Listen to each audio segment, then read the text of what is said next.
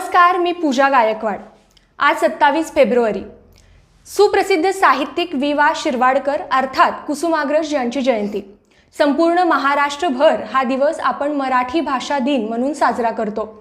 आज या दिवसाच्या निमित्तानं आज AB मराठी न्यूजच्या स्टुडिओमध्ये आपल्यासोबत पंढरपुरातील सुप्रसिद्ध साहित्यिका आशाताई पाटील आहेत। त्यांच्यासोबत मराठी भाषेविषयी, मराठी भाषेतील साहित्यिक, त्याचबरोबर साहित्यिका म्हणून झालेली त्यांची जडणघडण याविषयी आपण सविस्तर बोलणार आहोत। तर सर्वप्रथम आशाताई, आपलं AB मराठी न्यूजच्या स्टुडिओमध्ये सहर्ष स्वागत करते आणि त्याचबरोबर मराठी भाषा दिनाच्या तुम्हाला खूप साऱ्या शुभेच्छा। आपणालाही खूप खूप शुभेच्छा। तर सर्वप्रथम मला विचारायला आवडेल की तुम्ही आज सुप्रसिद्ध साहित्यिका आहात, तर तुम्हाला वारसा आहे का साहित्याचा? कोणी तुमच्या कुटुंबात साहित्य लेखन केलंय का? खरं तर वारसा आहे आणि वारसा नाही अशा दोन प्रकारात हे साहित्य लेखन माझं सुरू झालेलं आहे। माझी आई प्राथमिक शिक्षिका होती। खरं तर शिक्षक हा सर्वांगीण असतो, त्याचा जो विद्यार्थी ते घडवत असतात शिक्षक, तर यामधून स्वतःचाही त्यांचा विकास होतो आणि विद्यार्थ्यांचाही विकास होत असतो। माझी आई म्हणजे तिच्या टाचन वहीमध्ये काही ओळी लिहायची आणि मी त्या अधूनमधून कधीतरी वाचायचे, कारण मला माझी आईच शिकवायला होती। अच्छा। आणि मग वाचत वाचत कधी असं म्हणजे विशेष असं लक्षात आलं नाही की वेगळ्या काही त्या ओळी आहेत, पण त्या वाचून अशी एक सवय झाली, मनाला एक छंद झाला की आपण आईच्या वहीमध्ये ज्या ओळी असतात त्या वाचायच्या। आणि मग पुढं जाऊन असं झालं की मी इयत्ता 11वी असताना जेव्हा म्हणजे पहिल्यांदा कविता लिहिली आणि मग ती कविता माझी जेव्हा छापली गेली भित्तीपत्रकात, तेव्हा मग माझ्या असं लक्षात आलं की आपण लेखन करू शकतो। आणि खरं तर या वर्षामध्ये माझ्या ज्या 2 बहिणी आहेत, म्हणजे आम्ही एकूण 5 बहिणी आणि 1 भाऊ आहोत, तर यामध्ये आम्ही 3 बहिणी लिहितो सध्या। तर मी सगळ्यात छोटी असल्यामुळे या दोघी मला मोठ्या बहिणी आहेत। तर ह्या ज्या बहिणी आहेत त्यांच्याकडून हा वारसा खरं मला मिळालेला आहे। तसं पाहता म्हणजे तुम्ही माझ्यापेक्षा खूप लहान आहात, तर तुम्हाला हे आंतरदेशीय पत्र किंवा एक कार्ड हा प्रकार लेखन माहीत नसेल, पण आमच्या काळामध्ये आम्ही आमच्या बहिणींना वगैरे पत्र पाठवायचो। तर ते पत्र लिहित असताना मग सहजच आपण एक लिहित 4 ओळी अशा तयार करणं, 4 ओळ्या तयार करणं किंवा त्या आंतरदेशीय पत्रामध्ये असं ओसंडून लिहिणं ही पहिली पद्धत होती। आणि त्यामुळं खूप काही लेखनाचा हळूहळू सराव होत गेला। शालेय जीवनामध्ये तर होतच होता, पण अशा प्रकारे सराव होत गेला। आणि मग त्या बहिणींचीही मला पत्र येत होती। तर ह्या 2 ज्या बहिणी आहेत, माझ्या सर्वात मोठी बहीण आहे उमा कोल्हे म्हणून, त्या अलिबागला असतात, त्या पण जिल्हा परिषदला शिक्षिका आहेत, त्यांचीही 2 पुस्तकं आहेत। आणि त्यानंतरच्या ज्या लेखिका भगिनी आहेत त्या आहेत लातूरच्या, त्यांचं नाव आहे नयन राजमाने, त्यांचीही 5 पुस्तकं आहेत। तर थोडक्यात हा वारसा आहे, पण मी जेव्हा लिहायला सुरुवात केली त्यावेळेस हा वारसा नव्हता, कारण पहिलं प्रकाशित झालं ते पुस्तक माझं झालं, परंतु लेखन मात्र असं होत गेलं। तुम्ही बोलता बोलता म्हणाला की तुम्ही पहिल्यांदा जी कविता लिहिली ती 11वीत लिहिली होती। तर जेव्हा तुम्ही पहिल्यांदा कविता लिहिली तेव्हा सगळ्यात आधी कोणाला ऐकवली ती कविता? खरं तर मी कविता लिहिली त्यावेळेस मी माझ्या आईला वाचायला दिली। अच्छा। आणि त्यांची प्रतिक्रिया काय होती? की खूप छान लिहिलंयस आणि छान आहे हे, मग हे कर की तू ही जी कविता लिहिली आहेस तर कशासाठी लिहिली आहेस? तर मग मी म्हणलं की माझ्या कर्मवीर भाऊराव पाटील हे जे आपल्या पंढरपुरातलं महाविद्यालय त्याची विद्यार्थिनी आहे मी। तर भित्तीपत्रकामध्ये आविष्कार म्हणून एक त्यामध्ये सदर होतं, त्यामध्ये द्यायची होती ती। तर मी म्हणाले की मी त्यासाठी लिहिलेली आहे। तर मग आई म्हणाली दे तरी तू, बघूयात आपण। आणि आहे छान आहे, निसर्गावर लिहिली होती।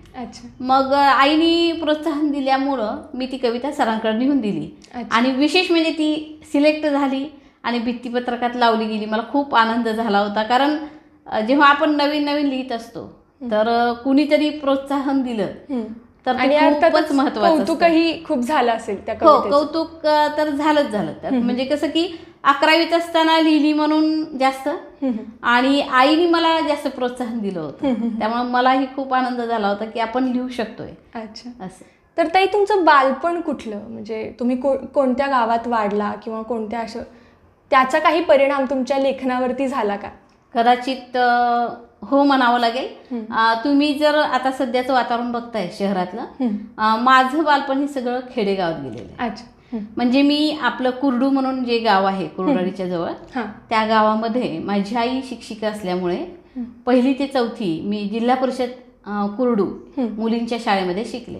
अच्छा. तिथलं जे निसर्ग हे जे होतो तिथलं, म्हणजे आता आपण शहरामध्ये बघतो की खूपच ताणतणाव असतो आजच्या मुलांना, पण माझ्या काळामध्ये मी आठवलं तर असं वाटतं की मी पुन्हा एकदा लहान व्हावं आणि त्या शाळेत नक्की जावं. इतकं छान वातावरण होतं त्या शाळेचं.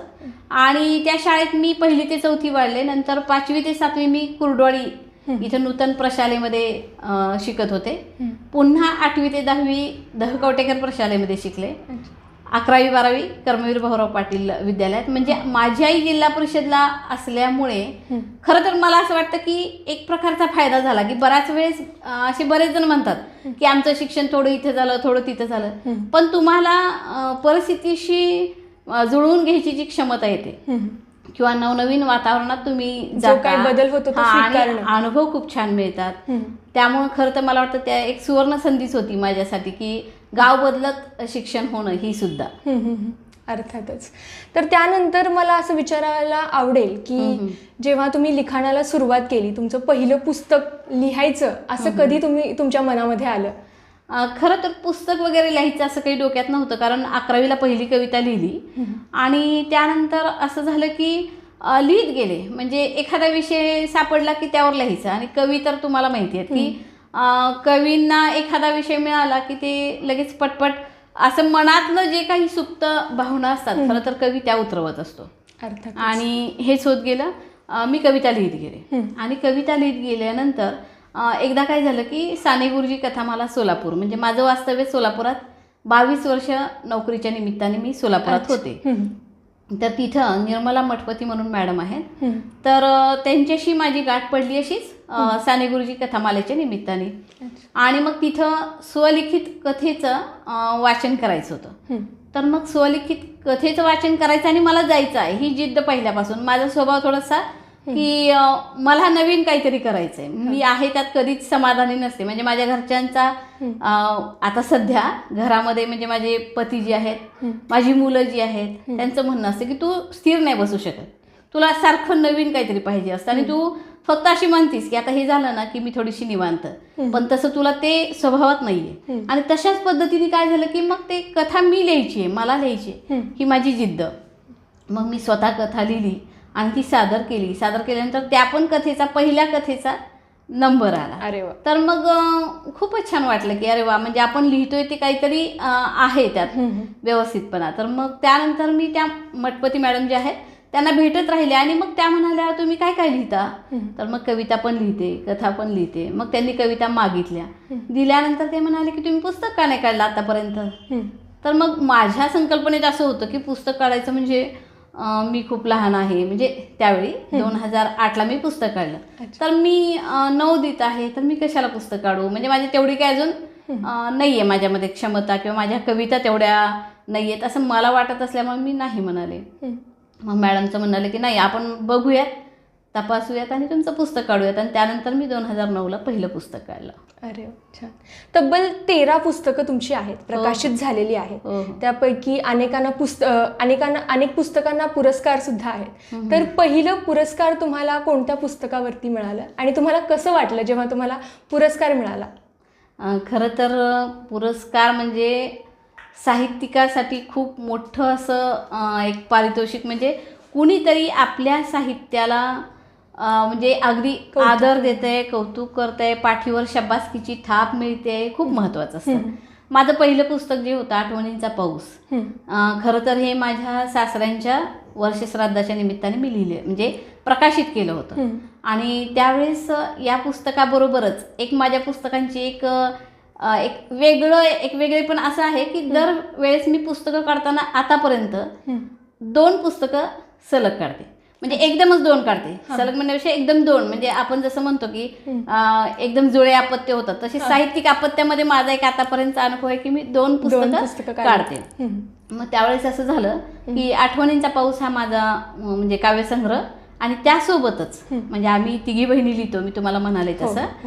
तर आम्ही तिघी बहिणींनी ठरवलं की आता आपण असं करूयात की आपण तिघी मिळून एकत्र पुस्तक काढायचं आणि त्या पुस्तकाचं नाव बिल्वदल असं ठेवलं. खरं तर बिल्वदल याचा अर्थ बेलाचं पान, आणि बेलाचं पान याला 3 पानं असतात. हो, हो. तर आम्ही तिघी बहिणी लिहितो. तर आई वडिलांना श्रद्धांजली आणि सासऱ्यांची श्रद्धांजली असे 2 पुस्तकातून आम्हाला एक योग मिळाला, एक त्यांच्या ऋणातून उतराई व्हायची एक संधी मिळाली. आणि मग आम्ही ती त्यावेळेस 2 पुस्तकं बिलबदल आणि आठवणींचा पाऊस काढली. आणि विशेष म्हणजे आठवणींच्या पाऊसला पण पहिला पुरस्कार मिळाला मला. आणि बिलबदलला अंकुर साहित्य संघ अकोला यांचा बहिणाबाई चौधरी पुरस्कार. कारण त्यांच्या मते की महाराष्ट्रातून हा पहिला प्रयत्न आहे की ज्यामध्ये तिघी बहिणी लिहिताय, तुम्ही सख्या तिघी बहिणी लिहिताय आणि तिघींनी एकत्र एका पुस्तकात लेखन केले. हे खूप महत्त्वाचं आहे असं म्हणून त्यांनी त्या पुस्तकाला पुरस्कार दिला. आणि सांगायची गोष्ट अशी झाली की काढलेल्या पहिल्या प्रयत्नाला यश मिळालं. अर्थातच त्रिसूत्री यशस्वी झाली असं म्हणायला हरकत नाही. तर यानंतर मला विचारायला आवडेल की तुम्ही नोकरी करता, त्यासोबत साहित्य आहे, लेखन करताय आणि त्याचबरोबर संसार सुद्धा सांभाळताय. तर याचा ताळमेळ कुठं कसं काय साधता येतोय? खरं तर कसं असतं की आवड असली की सवड मिळते. आणि सवड म्हणजे आपल्या हातात असतं की आपण कशी म्हणजे सवड काढायची. खरं तर एखादी स्त्री जेव्हा नोकरी करत असते तर ते थोडंसं अवघड जातं. आणि जेव्हा ती संसारात असते, विशेष संसारात असताना परत मुलांच्या जबाबदाऱ्या आहेतच. तर आपण स्त्रीला असं म्हणतात बरेच जण की स्त्रीला सुपरवुमन होण्याची खूप म्हणजे एक ही असते तिच्यामध्ये की शक्ती आहे की ती सगळं करू शकते. आणि तिने जर ठरवलं तर ती खरंच करू शकते. आणि मी त्याचा अनुभव स्वतः घेतलेला आहे. कसं की मुलांचा अभ्यास पण योग्य झाला पाहिजे, मुलांकडे आपलं लक्ष असलंच पाहिजे. असं होतं की एका आईला अशी मनामध्ये भीती असते की समजा मी माझ्या म्हणजे छंदामध्ये, मी माझ्या नोकरीमध्ये मुलांच्या वर संस्कार किंवा मुलांचा अभ्यास घेण्यापासून थोडीशी दुरावले तर काय म्हणतील सगळे मला, घरातील असतील, समाजातील असतील किंवा इतरत्र काय म्हणतील की बाबा तुम्ही म्हणजे इतकं सगळं काही सांगता पण मुलांवर काय संस्कार केले तुम्ही किंवा मुलांचं शिक्षण याकडे नाही लक्ष दिलं तुम्ही. तर या सर्व गोष्टी माझ्या मनात होत्या. आणि त्यामुळं एक स्वतःचं एक नियोजन केलेलं होतं मी की मी संसारासाठी तर वेळ देणारच आहे. आपण ज्या नोकरीवर सगळं करतोय हे त्यालाही न्याय दिलाच पाहिजे. म्हणजे ज्या विद्यार्थ्यांसाठी आपण आहोत त्यांनाही न्याय दिला पाहिजे. आणि हे सगळं लक्षात घेत मी माझ्या स्वतःसाठी वेळ काढण्यासाठी एक पहाटेची वेळ आणि एक रात्री सर्वजण झोपल्यानंतर नंतरची वेळ असे 2 वेळामध्ये कधी सकाळची मिळायची तर कधी रात्रीची मिळायची. अशा दोन्ही वेळामधली कुठली तरी एक वेळ साधून मी लेखन करत गेले. अरे वा, म्हणजे स्वतःसाठी वेळ काढला. स्वतःसाठी वेळ काढला. अर्थातच. तर कुटुंबाची साथ कशी लाभली तुम्हाला साहित्य लिहित असताना? घरचे जे आहेत, मुलं जे आहेत, त्यांची साथ कशी लाभली तुम्हाला? खूप छान.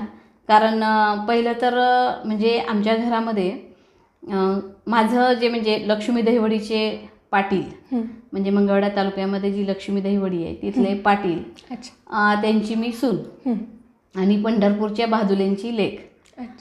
खरं तर हे जेव्हा मी घरामध्ये जेव्हा माहीत झालं की ही लिखाण करते, म्हणजे प्रथम तर माहीत नव्हतं पण जेव्हा माहीत झालं तर त्यांना खूप असं छान वाटायला की अरे वा, म्हणजे आपण पुस्तकामध्ये जे साहित्य बघत असतो, जे लेखक असतात, जे कवी असतात ते म्हणजे असं कुणी असू शकतं. म्हणजे आपल्या घरामध्ये जी आपण सून म्हणून बघतोय जिला आपण मुलांना असं वाटायचं की आई म्हणून बघतोय तर ती लिहिते म्हणजे खूप छान आहे. आणि अर्थातच पतिदेवांना पण खूप अभिमान वाटला.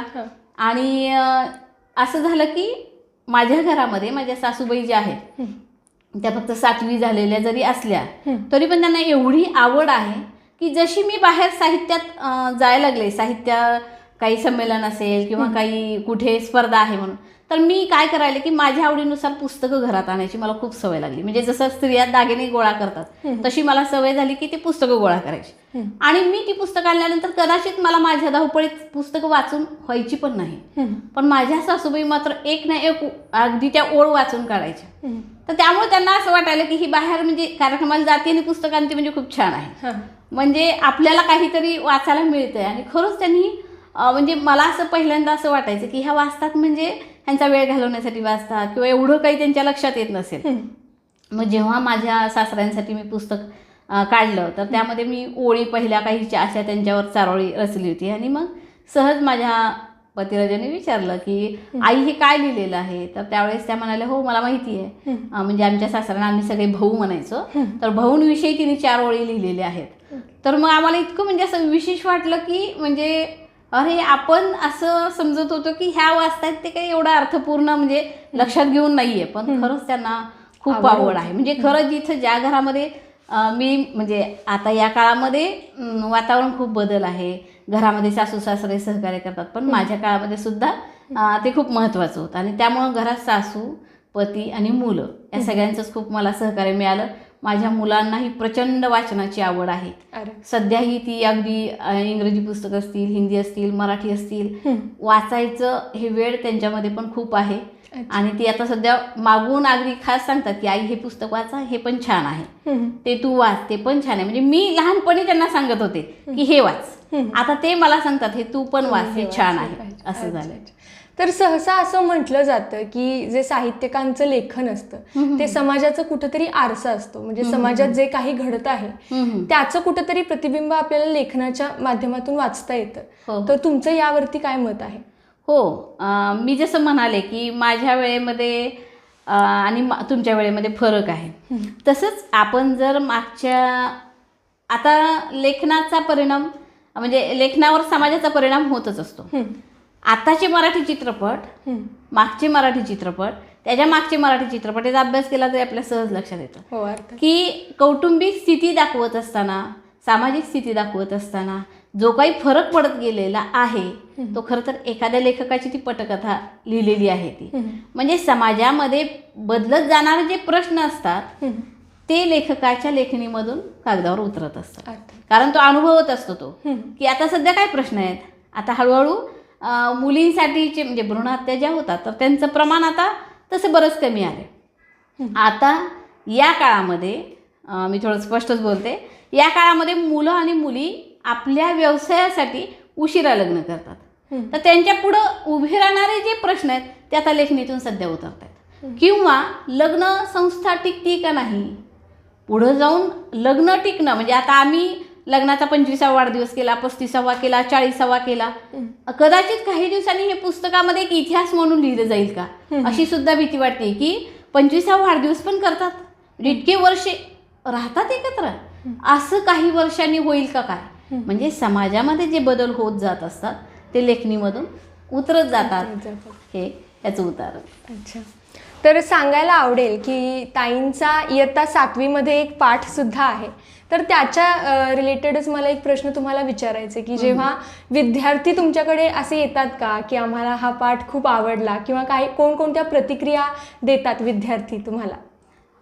कसं आहे, पहिलं तर मी म्हणजे हा जो पाठ लिहिला गेला त्याचं मी पहिलं म्हणजे सांगते की बऱ्याच कथा लिहित असताना म्हणजे मी जेव्हा सोलापूरला गजानन महाराज विद्यामंदिर स्वागतनगरमध्ये कामगार वस्तीमध्ये नोकरीला होते, तर तिथं असताना असं होतं की आपण मोठ्या मोठ्या घरांमधून जेव्हा मुलं शिकतात तर तेव्हा मुलांवरच म्हणजे मुलांवर पूर्ण लक्ष असतं की बाबा मुलांनी काय केलं पाहिजे, मुलांनी काय खाल्लं पाहिजे, मुलांनी काय पिलं पाहिजे, कुठं शिकलं पाहिजे, काय सगळं. पण कामगार वस्तीमध्ये जे पालक असतात त्यांना माहीत पण नसतं की आपला मुलगा कोणत्या शाळेत आहे, कोणत्या इयत्तेत आहे, त्याला कोणत्या बाई आहेत, हे काही माहीत नसतं, शोधच नसतो हा.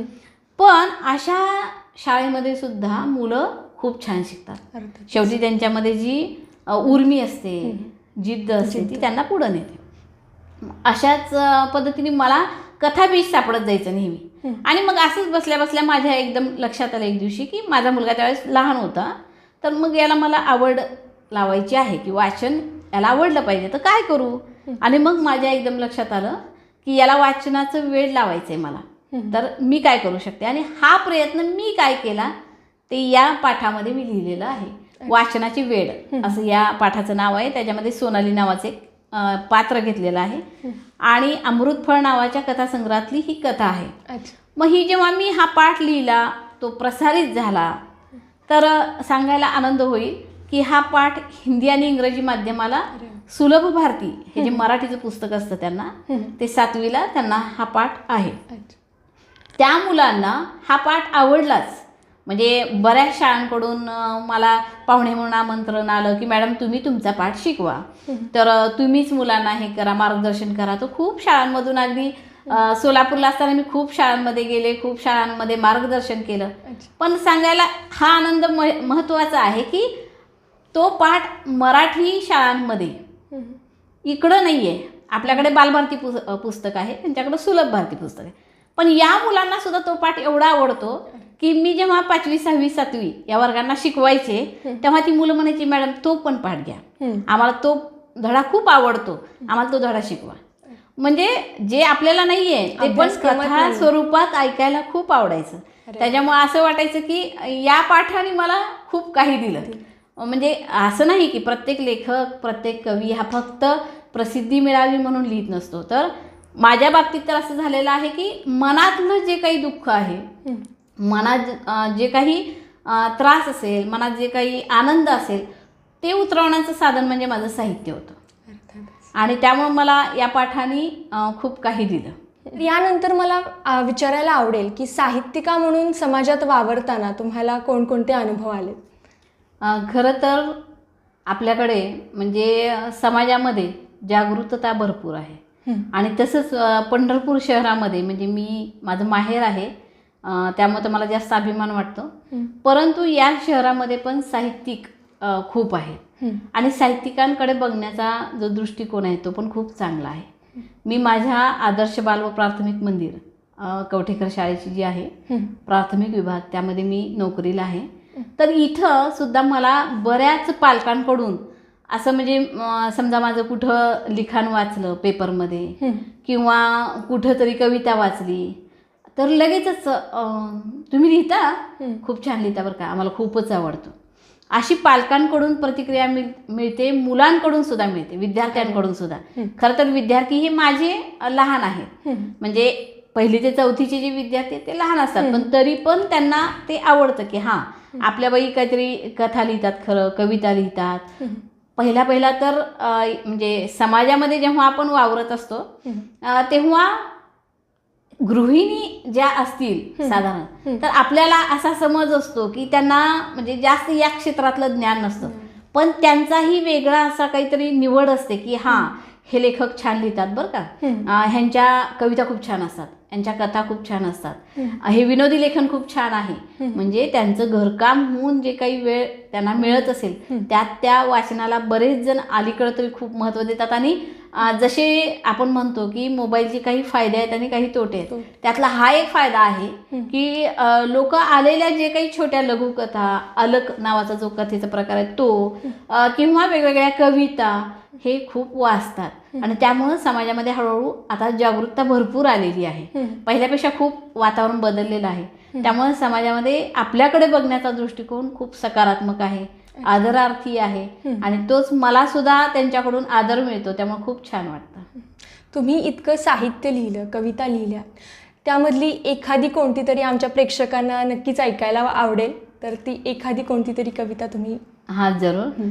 खरं तर मी आतापर्यंत जे 13 पुस्तकं लिहिले त्या 13 पुस्तकांमधले फक्त 3 पुस्तकं म्हणजे हे काव्यसंग्रह आहेत, बाकी सगळे कथासंग्रह आहेत त्यामध्ये.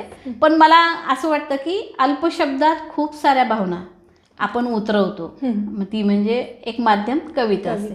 तर मी एक छोटीशी कविता आपल्यासमोर माझी सादर करेन. माझ्या कवितेचं नाव आहे स्त्री.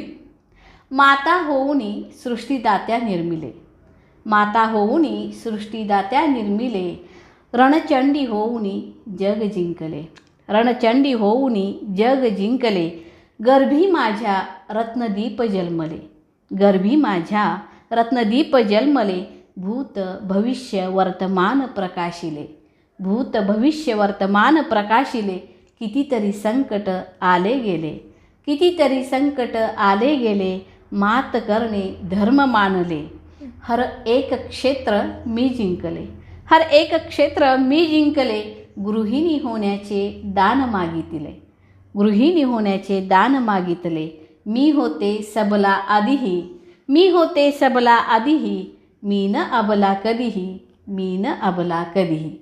खरं तर या कवितेला आपल्या जे सोलापूरच्या महाराष्ट्र साहित्य परिषद आहे त्यांच्याकडून प्रथम क्रमांकाचं मला बक्षीस मिळालं होतं. अरे, छान. नारायण कुलकर्णी काका जे आहेत ते परीक्षक होते आणि त्यावेळेस मी अगदी नवोदित होते आणि त्यावेळेस त्यांच्या मते की अगदी थोड्या शब्दांमध्ये स्त्री म्हणजे नक्की काय हे तू मांडलंस, म्हणून दत्ता हलसगीकर सर, सुहास पुजारी सर आहेत, सुरेखा शहा मॅडम आहेत, वडकबायकर मॅडम आहेत, या सर्वांच्या उपस्थितीत मला सन्मानित करण्यात आलं होतं. आणि मी जसं तुम्हाला सांगितलं की साहित्य क्षेत्रामध्ये निर्मला मठपती मॅडम ह्या माझ्या गुरु आहेत. त्यांनीही मला खरं तर ह्या सर्व गोष्टींसाठी खूप पाठिंबा दिला होता. अरे छान. तर कौतुकाची थाप कुठेतरी हो, पाठीवर पडलेली हो. आहे. तर यानंतर मला विचारायला आवडेल की मराठी भाषेला अभिजात भाषेचा दर्जा मिळण्यासाठी कोणकोणते विशेष प्रयत्न होणं गरजेचं आहे? खरं तर मराठी भाषेला अभिजात भाषेचा दर्जा हा खूप पूर्वी मिळायला हवा होता. त्यासाठी म्हणजे देसाई साहेब असतील, म्हणजे मंत्री जे आहेत ते देसाई साहेब असतील, किंवा आपल्या जी समिती नेमली होती त्यामध्ये रंगनाथ पठारे जे प्राध्यापक होते, यांनी 500 पानांचा खरं तर अहवाल सादर केला आहे. या जे प्रयत्न चाललेले आहेत खरं तर ह्याला यश यायलाच पाहिजे होतं. मराठी भाषेमधलं जे साहित्य आहे, अभिजात भाषेचा दर्जा देण्यासाठी ज्या अटी घातलेल्या आहेत त्या सर्व अटी पूर्ण झालेल्याच आहेत. म्हणजे अटी त्यांनी घातलेल्या आहेत, परंतु खरं तर आपल्या भाषेमध्ये हे साहित्य पूर्वापार आहे. आणि खरं तर मराठी भाषेमध्ये जे काही साहित्य मागचं आहे आणि आत्ताचं आहे त्यामध्ये जरी शब्दांमध्ये काही फरक पडत असला तरी गाभा मात्र तोच आहे. आणि हे महत्त्वाचं आहे अभिजात भाषा दर्जा मिळण्यासाठी. आणि मग अभिजात भाषेचा दर्जा मिळण्यासाठी आपल्याकडून प्रयत्नांची शिकस्त सुरूच आहे, परंतु या प्रयत्नांच्या शिकस्तीला खूप जणांचा पाठिंबा, खूप जणांचा अट्टहास असला पाहिजे की आमची भाषा ही अभिजात भाषा म्हणून झालीच पाहिजे. हा अट्टहास झाला पाहिजे सगळ्यांचा. आणि त्यासाठी प्रयत्न सगळ्या स्तरातून झाले पाहिजेत. म्हणजे कुणी एक असं मानून चालणार नाही की मी त्यात काय करू शकणार आहे, मी सामान्य आहे, मी सामान्य माणूस आहे किंवा मी सामान्य लेखक आहे, असं न मानता प्रत्येकाने त्या गोष्टीसाठी, म्हणजे त्या गोष्टीसाठी जर प्रयत्न केले तर नक्कीच यश मिळेल. आणि मला तर वाटतं खरं तर यावेळेस आता हा म्हणजे काळ जवळ आलेला आहे. आता अभिजात भाषा मिळण्याचं आता हे घोषित होण्याचंच राहिलेलं आहे. अहवाल झालेला आहे, त्यावर पूर्ण म्हणजे चर्चा झालेली आहे. फक्त आता थोडा कालावधी एक लागेल, परंतु त्या अगदी थोड्या कालावधीत ते मराठी भाषेला अभिजात भाषा हा दर्जा मिळाला. हे आपल्याला लवकरच ही बातमी मिळेल, अशी आपण लवकरात लवकर मिळो अशी आशा करूयात. तर सद्यस्थितीला आपण पाहिलं तर अनेक पालकांचा कल जो आहे तो इंग्रजी माध्यमांच्या शाळेकडे आहे. तर या सगळ्या जी परिस्थिती आहे त्याच्या अनुषंगाने असं वाटतंय का की मराठी भाषेला याचा कुठेतरी धोका आहे? खरं तर मराठी भाषेला धोका नाही आहे. खरा धोका हा जो इंग्रजी शाळेकडे वळतो त्याला आहे असं म्हणावं लागेल. खरं हे विधान करत असताना मी ते एक जबाबदारीपूर्ण विधान करते की मराठी भाषा शिकण्यासाठी आपण जर एक संशोधन जर केलं किंवा एक साधारण जरी आपण पाहिलं तर आपल्या लक्षात असं येईल की MPSC, UPSC किंवा जे मोठे मोठे कलेक्टर वगैरे आहेत त्यांचं जर तुम्ही शिक्षण पाहिलं तर ते सगळ्यांचं शिक्षण हे मराठी भाषेतूनच झालेलं आहे. आणि असंही एक पाहण्यात आलेलं आहे की जेव्हा तो मराठी भाषेतून शिकत असतो तेव्हा तो इंग्रजी आणि मराठी दोन्हीमध्येही तो प्रगल्भ होतो. पण जेव्हा तो इंग्रजीमध्ये शिकत असतो तो फक्त इंग्रजी भाषेतच पुढे जातो आणि मग मराठी भाषा त्याच्यासाठी एक म्हणजे पाहिजे असेल तर म्हणजे ऑप्शनल विषय राहतो तो. त्यामुळं तिथं काय होतं की तो त्या विषयाकडे जास्त गोडी निर्माण होत नाही. आणि खरं पाहता आपल्या मातृभाषेविषयी सर्वांनाच अभिमान असला पाहिजे. आणि जेव्हा असं नाही की इंग्रजीमधून शिक्षण घेऊ नका, पण इंग्रजीमधून शिक्षण घेत असताना मातृभाषा मराठी विषय याला विसरता कामा नये. आणि म्हणूनच कदाचित सरकारला सांगण्याची वेळ येते की आपण महाराष्ट्रात राहतो, आपण मराठी शिकलंच पाहिजे. अर्थातच असं होतं आहे. खरं तर कार्यक्रमाच्या शेवटाकडे आपण वळतोय, त्या अनुषंगाने तुम्हाला विचारावं असं वाटतं की साहित्यानं तुम्हाला काय दिलं? खरं तर साहित्याने मला सगळ्यात महत्त्वाचं, मी एक लेखक म्हणून जर मी सांगितलं तर मला साहित्याने मला माझं मन मोकळं करण्याचं एक ठिकाण दिलं. म्हणजे या चर्चेमध्ये आपला हा विषय झाला नाही, परंतु मी माझ्या वयाचे 23व्या वर्षीच माझी आई गेली. 27 वर्ष मी होते त्यावेळेस माझे वडील वारले. आणि मग अशा घटना होत गेल्या की मला त्यानंतर असं झालं की आपण घरामध्ये असं आठवण आली म्हणून असं दुःख करत बसणं किंवा आसवं गाळणं, त्यामुळं आपल्या पतीवर किंवा आपल्या मुलांवर परिणाम होईल, अशी एक मनाची जी घुसमट व्हायची. तर त्या साहित्याने मला मन मोकळं करण्याचं एक ठिकाण दिलं. आणि दुसरं म्हणजे मी समाजात जेव्हा वावरायचे त्यावेळेस माझं मन मी टिपकागदासारखं ठेवायचे की जिथं जिथं मी जाईल तर तिथं तिथं मला चांगल्या वाईट गोष्टी पटकन म्हणजे दिसायच्या आणि मग तिथं कथाबीज मिळत जायचं आणि मी लिहित जायचे. त्यामुळे मला समाजात गेल्यावर समाजातले प्रश्नही मला कळत गेले, माझे प्रश्न मांडायला एक माध्यम मिळालं, मला या साहित्यामुळे एक वेगळ्या प्रकारचं एक नाव मिळालं. आणि सगळ्यात महत्त्वाचं म्हणजे मला मुलांमध्ये रमायला खूप आवडतं. आणि मग साहित्य लेखन करते तर मग कथाकथनासाठी मॅडम या शाळेमध्ये किंवा बालगीत सादरीकरण करायचे किंवा पाहुणे म्हणून या, तर मग अशा वेळेस आपण पाहुणे म्हणून गेल्यानंतर अनेक मुलांशी आपण संवाद साधू शकतो. खरं तर कसं असतं की आपण आपल्या शाळेमधल्या मुलांसाठी खूप महत्त्वाचे असतो, पण इतर शाळेतल्या मुलांनाही भेटावं, त्यांच्याही मध्ये काही सुप्त गुण असतील ती जाणून घ्यावी ही इच्छा माझ्याकडे होती आणि ती या साहित्यामुळे माझी फलद्रूप झाली अगदी. अरे तर तुम्ही एवढी सगळी जे पुस्तकं आहेत ते प्रकाशित केली आहेत, पण कादंबरी लिहिण्याचा कधी प्रयत्न केला नाही का? खरं तर जसं तुम्हाला माहीत असेल तर की कादंबरी लेखन करताना खूप वेळाची बैठक, खूप सारा वेळ देणं आवश्यक आहे. आणि हे सगळं करत असताना सध्या म्हणजे मी 1-2दा असा विचार केलाही, त्या दृष्टिकोनातून प्रयत्न केलाही, कथानकाची सुरुवातही केली, पण पुन्हा माझ्या लक्षात आलं की मी जर कादंबरीला न्याय द्यायचा असेल तर मला असा बराचसा विपुल वेळ माझ्या हातात असला पाहिजे. मी आता सध्या घाईगडबडीत काहीतरी लिहू इच्छित नाही. म्हणजे कोणतीही कादंबरी लिहायची असेल तर त्याला तुम्हाला पूर्ण जो आराखडा आहे त्यानुसार लेखन करताना वेळ दिला पाहिजे. तो सध्या मी आता तरी सध्या देऊ शकत नाही. काही दिवसांनी मी ते म्हणजे माझ्या डोक्यात आहे की मला कादंबरी लेखन करायचंच आहे, तर ते थोड्या दिवसांनी मी करेन, पण सध्या नाही करू शकत. तर सध्या महाराष्ट्रात दररोज जवळजवळ 500 पुस्तकं प्रकाशित होत आहेत, पण या पुस्तकांचा साहित्य दर्जा जो आहे तो कुठेतरी खालावतोय का, किंवा वाचक जे आहेत, मराठी वाचक जे आहेत ते या पुस्तकांकडून दुरावतायत का, याच्याबद्दल तुमचं काय मत आहे? खरं तर आजकाल पुस्तक प्रकाशित करणं अवघड राहिलेलं नाही. पहिल्या काळामध्ये पुस्तक प्रकाशित करणं सोपी गोष्ट नव्हती. आपल्याकडे तेवढा पैसा असणं किंवा पैसा नसेल तर साहित्यिक मूल्य तर असलं पाहिजे त्या साहित्याला, आणि ते साहित्यिक मूल्य जाणणारा तुम्हाला प्रकाशक मिळाला पाहिजे. ह्या सगळ्या गोष्टी जमून येणं खूप महत्त्वाचं असतं आणि ते पूर्वीच्या काळामध्ये खूप त्रासदायक होतं. पण आजकाल काय झालं की लिहिणारे पण खूप झालेत, प्रकाशक पण आहेत आणि पैसा देऊन पुस्तकं काढणारे पण भरपूर आहेत.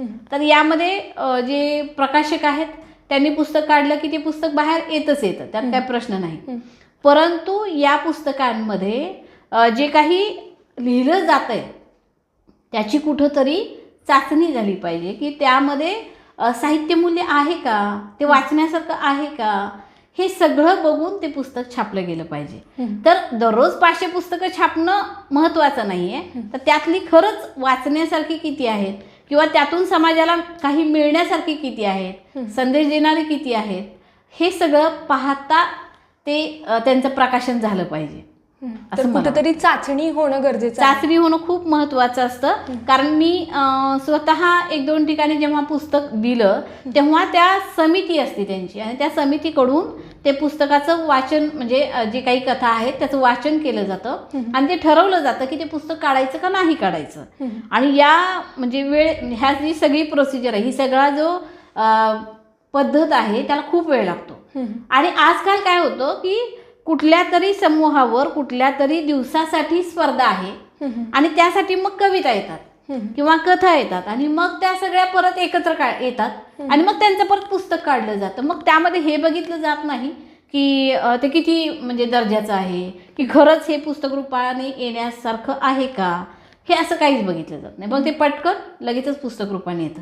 तर चाचणी असेल तर योग्य साहित्य बाहेर येईल असं मला वाटतं. अर्थातच. यानंतर मला तुम्हाला विचारायला आवडेल की जे नवीन लिहिणारी मुलं आहेत, जे साहित्यिक आहेत, त्यांना तुम्ही काय संदेश द्याल? मला एकच वाटतं की खरं लेखन हे केलं पाहिजे. म्हणजे कसं आहे की आपल्या मनाची अभिव्यक्ती, आपल्या विचारांची आत्माभिव्यक्ती म्हणजे लेखन आहे. मग लेखन हे फक्त मोठ्याच लेखकांनी करायचं का?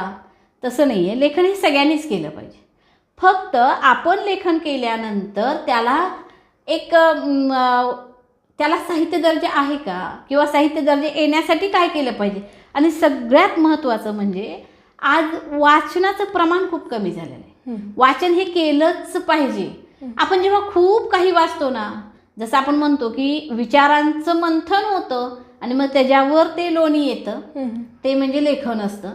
अशा प्रकारे वाचन हे केलं पाहिजे. आणि वाचन केलं की आपोआपच मग तुमच्यामधून ते विचारांची अभिव्यक्ती चांगल्या दर्जाची होत असते. त्यासाठी आजचे जे नवीन लेखक आहेत त्यांनी पटकन लिहिले आणि चटकन प्रकाशित केले हे पेक्षासुद्धा लिहा तुम्ही. लिहायच म्हणजे लिहिण्याबद्दल काहीच हे नाही, दुमत नाही की लिखाण केलं पाहिजे, परंतु ते लिहिल्यानंतर ते कुणाला तरी दाखवा. ते योग्य आहे का ते तपासून घ्या, किंवा काय त्रुटी आहेत का हे पहा. आणि लिहिलेलं सगळंच पुस्तक रूपाने आलं पाहिजे, प्रकाशित झालं पाहिजे असं काही नाही. सध्या माझ्या अनेक कथा अशाच आहेत की ज्यांचं अजून प्रकाशन नाही आहे केलेलं किंवा झालेलं नाही आहे. पण मला असं वाटतं की ते महत्त्वाचं नाही आहे. अगदी सगळंच साहित्य काही येणार आहे का, प्रकाशित होणार आहे का?